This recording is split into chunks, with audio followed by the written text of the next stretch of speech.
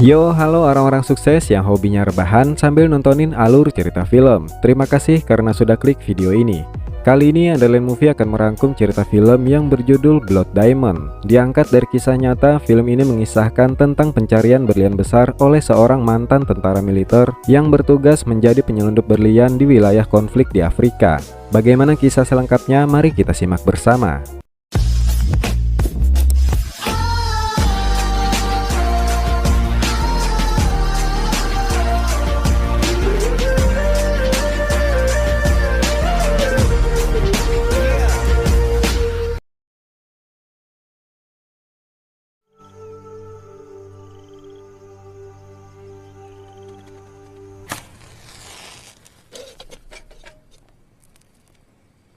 Berlatar pada tahun 1999 di Sierra Leone. Saat itu perang saudara merebak memperebutkan pertambangan berlian. Ribuan orang tewas dan jutaan orang lainnya mengungsi. Di pagi hari, seorang pria bernama Solomon membangunkan anaknya yang bernama Fandi agar tidak terlambat pergi ke sekolah. Solomon ingin masa depan anaknya lebih baik, tidak seperti dirinya yang hanya seorang nelayan.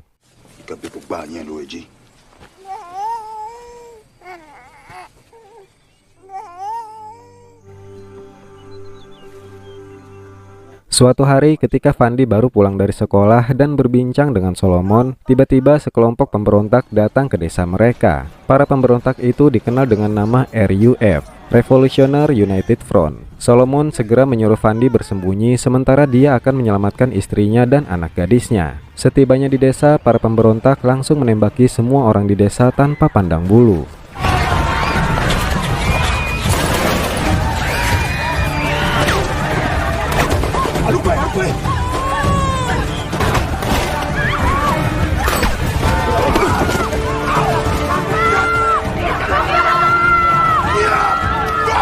Solomon berhasil menyelamatkan istri dan anak-anaknya, tapi dia tertangkap oleh kelompok pemberontak.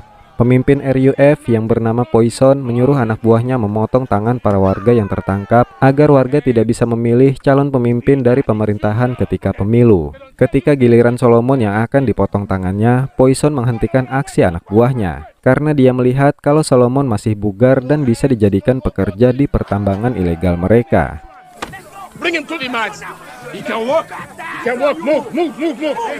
Global Witness, sebuah organisasi LSM internasional yang mengurus masalah eksploitasi dunia sumber daya alam, mendapatkan informasi kalau berlian dari hasil pertambangan ilegal di Sierra Leone dijual untuk membeli senjata serta mendanai pemberontakan di Sierra Leone. Global Witness harus mengurus permasalahan tersebut. Sementara di Sierra Leone, mantan tentara militer bernama Danny Archer yang kini menjadi tentara bayaran menemui para pemberontak untuk melakukan bisnis perdagangan senjata yang ditukar dengan berlian. Danilah orang yang sudah memasok senjata untuk pemberontak di Sierra Leone. Saat itu Dani menemui komandan RUF yang bernama Zero. Maksud kedatangan Dani ke sana adalah untuk melakukan transaksi menerima pembayaran berupa berlian yang akan ditukar dengan persenjataan. Next time you bring satellite TV, I want see Baywatch.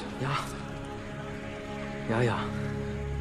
Ketika Dani melewati perbatasan antara Sierra dan Liberia untuk menyelundupkan berlian yang dibawanya, aksinya diketahui oleh tentara penjaga perbatasan. Tentara perbatasan menemukan berlian yang diselundupkan Dani di balik kulit kambing yang dibawanya bersama warga lokal. Karena itu Dani pun ditangkap dan dipenjara.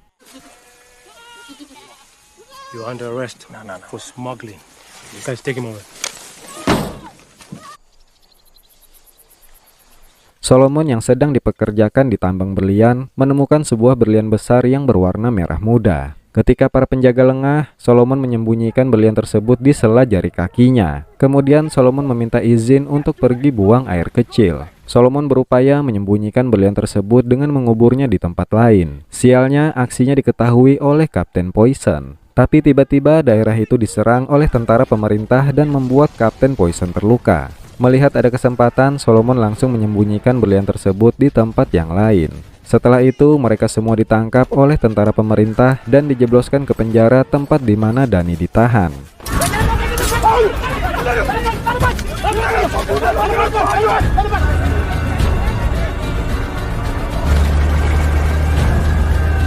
Di penjara, Kapten Poison menanyakan di mana Solomon menyimpan berlian besar yang ditemukannya. Solomon tidak mengaku kalau dia menyimpan sebuah berlian besar. Solomon malah berkata kalau Poison sudah merenggut keluarganya. Percakapan mereka juga didengar oleh Danny saat itu. Danny dibebaskan dari penjara berkat jaminan temannya. Danny juga meminta temannya untuk membebaskan Solomon karena dia yakin kalau Solomon menyimpan sebuah berlian besar. Danny juga yakin kalau Van de Kaap, seorang kartel berlian, bersedia membeli berlian itu dengan harga yang sangat tinggi. Dengan uang dari berlian besar itu, Danny berencana meninggalkan benua Afrika untuk selamanya. Van de Kaap is gonna want that stone, whatever they say. You just get him out. Get him out! Solomon berhasil dibebaskan dan diberi sedikit uang oleh teman Danny. Di waktu yang sama, Danny sedang berada di sebuah kafe. Di sana, Danny berkenalan dengan wanita bernama Maddie Bowen yang berprofesi sebagai jurnalis. Danny juga mengenalkan dirinya sebagai tentara bayaran. Saat itu, Maddie bercerita ke Danny kalau dia sedang mengumpulkan data untuk membuat artikel tentang penyelundupan berlian dari daerah konflik yang dilakukan oleh perusahaan besar termasuk perusahaan Van de Kaap. Dari data yang sudah didapatnya, Maddie merasa curiga karena dalam beberapa tahun hampir tidak ada ekspor berlian di Sierra, sementara Liberia sudah mengekspor lebih dari 2 miliar dolar. Padahal tanah Liberia tidak mengandung berlian. Maddie meminta Danny untuk membantunya mengungkap kasus tersebut, tapi Danny menolak. Piss off, huh? Keluarga Solomon dan warga lainnya sedang berusaha bersembunyi dari pasukan pemberontak yang memburu mereka. Sementara Solomon masih mencari keberadaan keluarganya dari data di kantor pengungsi. Hingga akhirnya pasukan pemberontak berhasil menemukan para pengungsi. Fandi, putra Solomon, dan beberapa anak laki-laki lainnya berhasil tertangkap.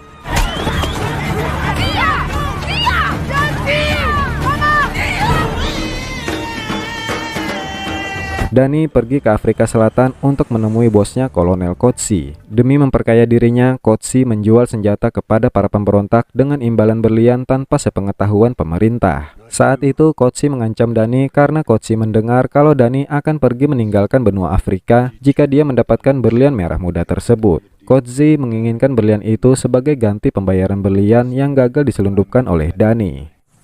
Sir, our deal went bad and you owe me money. You say so, sir.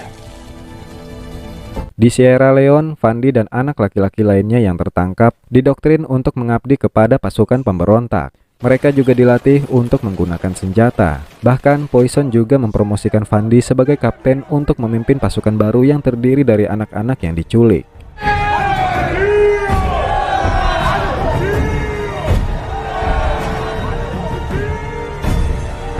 Danny kembali ke Sierra Leone dan langsung menemui Solomon. Danny membujuk Solomon untuk bekerja sama dengannya menjual berlian merah muda yang disembunyikan Solomon. Danny mengatakan kalau berlian itu bisa dijual dengan harga yang sangat tinggi. Awalnya Solomon menolak, tapi karena Danny juga menawarkan akan membantu Solomon menemukan keluarganya, Solomon pun akhirnya sepakat. Di tengah perbincangan, tiba-tiba para pemberontak datang menyerang ibu kota Sierra Leone. Danny dan Solomon berusaha menyelamatkan diri di tengah pertempuran pasukan pemberontak melawan tentara pemerintah. Tapi karena banyaknya pasukan pemberontak, tentara pemerintah akhirnya kalah. Hingga akhirnya ibu kota Sierra Leone berhasil dikuasai oleh para pemberontak.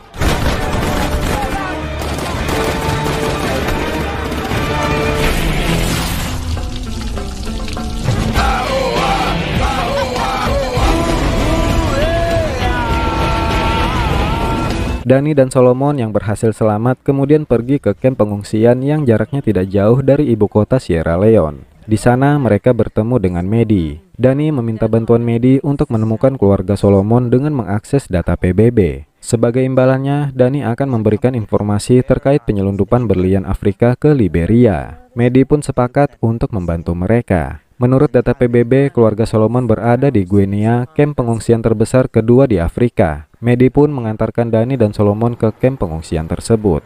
My family's here in Guinea?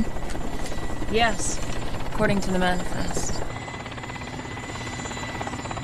Sesampainya di kamp pengungsian, Solomon bertemu dengan istri dan anak gadisnya. Tapi Solomon terkejut setelah mengetahui kalau Fandi putranya sudah diculik oleh pasukan pemberontak. Setelah itu mereka kembali ke Sierra Leone. Keluarga Solomon tidak diizinkan keluar dari kamp pengungsian sebelum perang usai. Tidak diduga, Solomon akhirnya memberitahu ke Danny di mana lokasi berlian yang dia sembunyikan.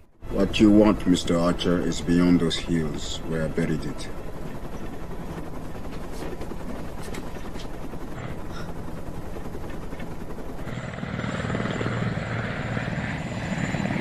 Berlian itu berada di sebuah tambang di dekat Sungai Sewa yang berdekatan dengan basis kelompok pemberontak. Dani kemudian meminta bantuan kepada Medi untuk diikutsertakan dengan konvoi jurnalis yang akan berangkat menuju daerah kono. Tapi Medi menolak karena menurutnya Dani sedang memanfaatkan Solomon untuk mendapatkan berlian tersebut. Tidak ada pilihan lain, Dani terpaksa membocorkan alur transaksi yang dia lakukan setelah berlian itu diselundupkan dari perbatasan. Dani mengatakan pembeli setempat membawanya ke perantara di Monrovia. Mereka menyuap pabean dan menyatakan berlian itu ditambang di Liberia. Dengan begitu, berlian itu bisa dengan sah diekspor. Ketika Dani tiba di London, dia bertemu dengan Simon, wakil dari Vandicap, untuk membicarakan permintaan dan pengadaan. Dani juga mengatakan ada berangkas bawah tanah untuk menimbun berlian agar bisa mengontrol harga pasar. Alhasil, perusahaan seperti Vandicap bisa mendapatkan keuntungan besar dengan membuat opini kalau berlian sangat langka. Dani juga menunjukkan bukti nama, tanggal, dan nomor rekening. Medi boleh memberitakan semuanya jika Dani sudah berhasil menjual berlian merah muda itu dan meninggalkan benua Afrika. Jika Dani tidak mendapatkan berlian merah muda tersebut, Medi juga boleh memberitakan apapun, karena menurutnya saat itu dia juga pasti sudah mati.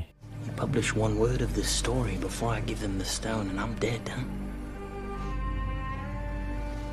Setelah itu, Dani, Medi, dan Solomon berangkat bersama rombongan jurnalis menuju kono. Tapi di perjalanan, mereka terhenti karena melihat ada beberapa warga korban serangan RPG dari pasukan pemberontak. Ketika para jurnalis sedang mengambil foto korban, mereka disergap oleh para pemberontak. Dani, Medi, dan Solomon menyelamatkan diri menjauh dari sergapan para pemberontak dengan ikut bersama mobil rekan Medi.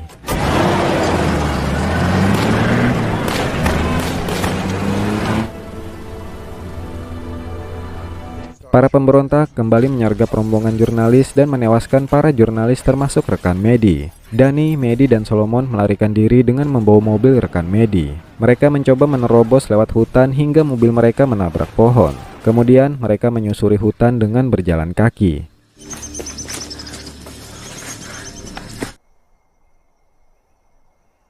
Dalam perjalanan menyusuri hutan, mereka disergap oleh para milisi. Medi memperkenalkan dirinya sebagai jurnalis dan meminta izin untuk mengambil foto mereka. Berkat Medi, mereka semua selamat dari ancaman para milisi tersebut. Para milisi membawa Dani, Medi, dan Solomon ke rumah seorang pria bernama Benjamin. Benjamin adalah orang yang peduli terhadap anak-anak korban perang saudara. Mereka bertiga diminta untuk bermalam di rumah Benjamin. Tilo lenabe, timaina namnama.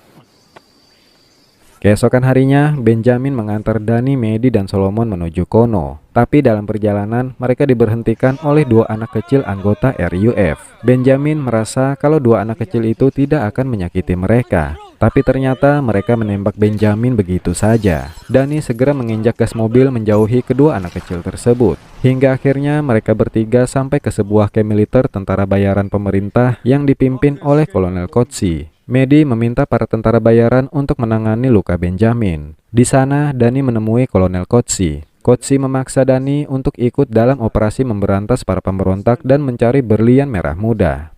Well, you're part of this operation now. First we snuff everything that moves out there. Setelah bertemu dengan Kolonel Kotsi, Dani meminta Medi untuk mengalihkan perhatian seorang tentara agar dia bisa masuk ke tenda logistik. Ketika Medi mewawancarai tentara itu, Dani mengambil beberapa makanan di tenda logistik. Setelah itu, Medi berpamitan dengan Dani karena dia harus ikut bersama pesawat evakuasi. Medi sebenarnya ingin ikut bersama Dani, tapi Dani melarangnya. Sebelum mereka berpisah, Medi memberikan kartu nama dan nomor teleponnya ke Dani. I'm used to being pursued. What the heck? Get on that plane, huh?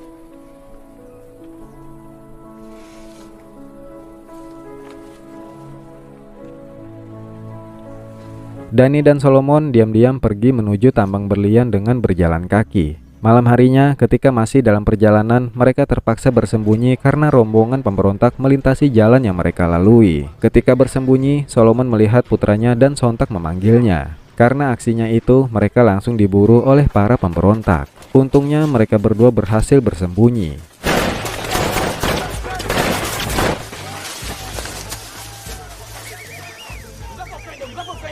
Keesokan harinya, Dani mengancam akan menguliti Solomon jika Solomon melakukan tindakan yang membahayakan nyawa mereka lagi. Kemudian mereka melanjutkan perjalanan menuju tambang berlian. Tapi karena Solomon selalu teringat dengan putranya, Solomon malah memilih jalur yang menuju ke kamp pemberontak. Dani menentang kehendak Solomon hingga mereka terlibat keributan. Tapi Dani berhasil menjatuhkan Solomon. Solomon mengatakan kalau dia ingin memastikan putranya selamat. Karena merasa kasihan, Dani setuju akan membantu Solomon untuk memastikan kondisi putranya.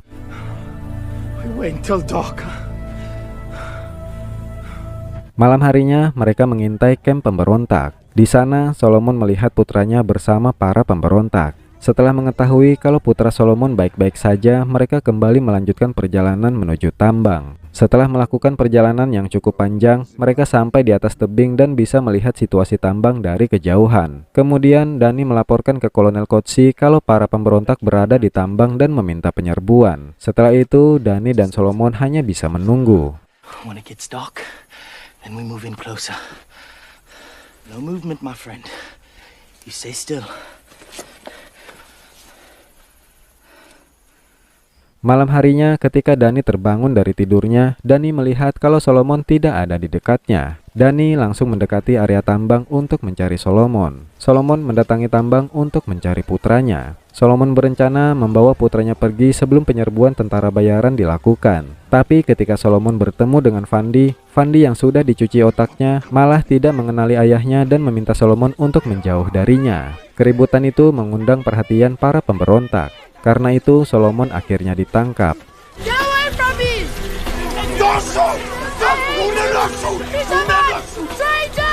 Pagi harinya, Solomon dihadapkan dengan Kapten Poison. Poison ternyata masih mengingat Solomon. Poison meminta Solomon untuk mengantarnya ke tempat di mana berlian merah muda itu disembunyikan. Poison mengancam akan membunuh Fandi jika Solomon tidak menuruti permintaannya. Tidak berselang lama, helikopter tentara bayaran datang menyerang tambang itu. Tentara bayaran berhasil memporak-porandahkan pasukan pemberontak. Di tengah kekacauan itu, Solomon berhasil membunuh Kapten Poison. Dani juga berhasil mengamankan putra Solomon.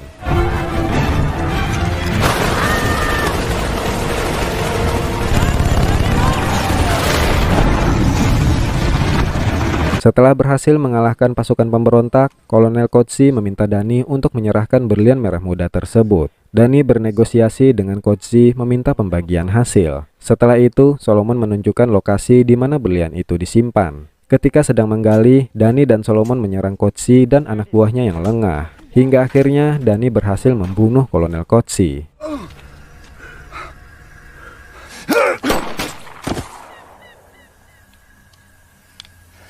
Dani juga sempat tertembak, tapi dia terus meminta Solomon untuk menggali. Hingga akhirnya Solomon berhasil menemukan berlian tersebut. Tapi tidak diduga, Fandi menodongkan pistolnya ke arah Dani. Solomon berupaya menenangkan putranya, hingga akhirnya Solomon berhasil mengembalikan ingatan putranya. Tapi tidak berselang lama, mereka ditembaki oleh tentara bayaran. Dalam pelarian, Dani menghubungi temannya meminta dijemput di puncak tebing dengan pesawat. We're about 10 k's out, huh? We've got it, my friend. I'm nearly there. Tell me what's happening. Dengan kondisi terluka, Dani terus berusaha mencapai puncak bukit. Tapi kondisi Dani kian memburuk. Solomon berusaha membawa Dani ke puncak bukit dengan menggendongnya. Tapi karena kondisinya semakin memburuk, Dani meminta diturunkan dan mengatakan ke Solomon kalau dia tidak sanggup lagi meneruskan perjalanan. Menyadari dirinya tidak akan selamat, Dani memberikan berlian itu ke Solomon, serta nomor telepon Medi dan juga senjatanya. Dengan berat hati, Solomon terpaksa meninggalkan Dani. Setelah itu, Dani menghubungi Medi dan mengatakan kalau mereka mungkin tidak akan bisa bertemu lagi. Dani meminta Medi untuk menjemput Solomon di Guinea dan membawanya ke London untuk menyelamatkan keluarganya. Setelah itu, Dani menutup teleponnya dan menunggu kematiannya sambil memandangi keindahan hutan Afrika.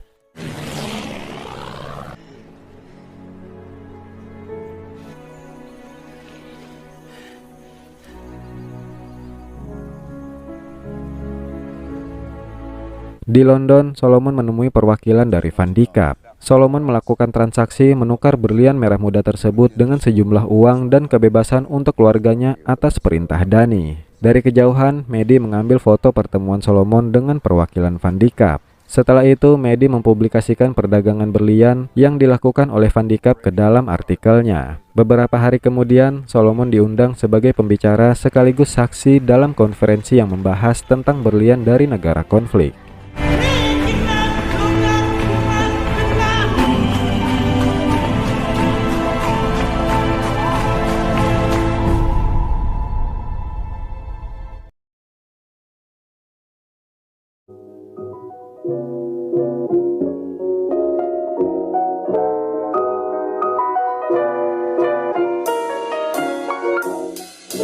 Sierra Leone merupakan sebuah wilayah di Afrika yang memang dikenal memiliki sumber daya alam yang melimpah, terutama berlian. Istilah Blood Diamond atau berlian berdarah memang digunakan orang-orang untuk menyebut peristiwa sejarah kelam yang terjadi di Sierra Leone. Kisah itulah yang diangkat dalam film ini. Semoga terhibur, sampai jumpa di video berikutnya.